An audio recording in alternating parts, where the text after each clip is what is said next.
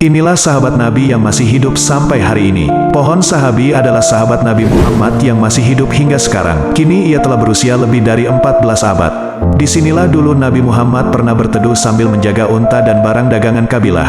Juga dahan-dahan pohon ini melindungi Nabi Muhammad dari panasnya terik matahari.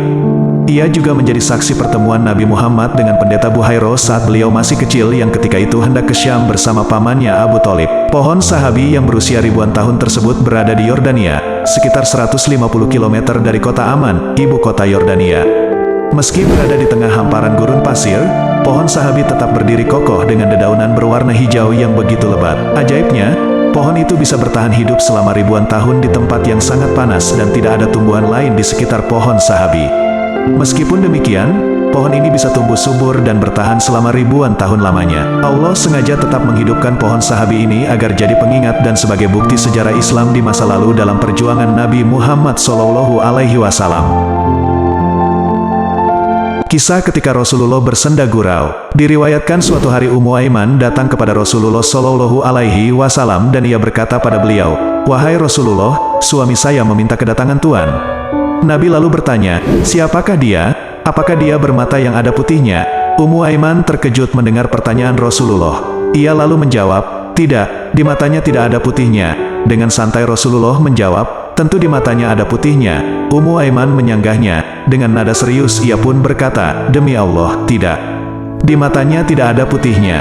Rasulullah SAW lalu bersabda, "Tidak ada dari seorang pun melainkan di matanya mesti ada putihnya." Sesudah itu barulah Ummu Aiman mengerti bahwa yang dikatakan Rasulullah adalah senda gurau semata. Tetapi meskipun bercanda beliau tidak pernah berkata kecuali benar.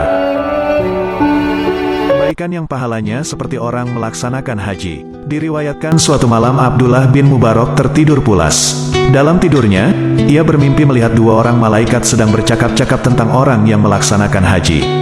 Salah satu dari mereka bertanya, "Berapa orang yang berhaji tahun ini?"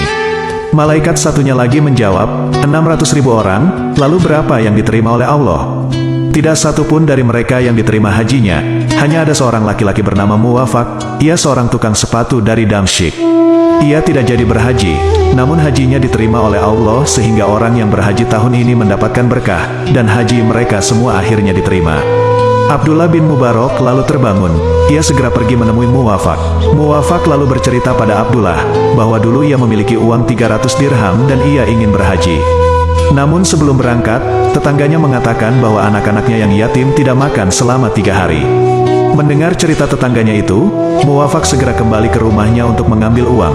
Ia lalu menyerahkan uang 300 dirham yang sedianya digunakan untuk berhaji. Ia menyuruh tetangganya itu untuk membeli makanan dan memberikannya pada anak yatim itu. Tetangganya sangat berterima kasih pada Muwafaq.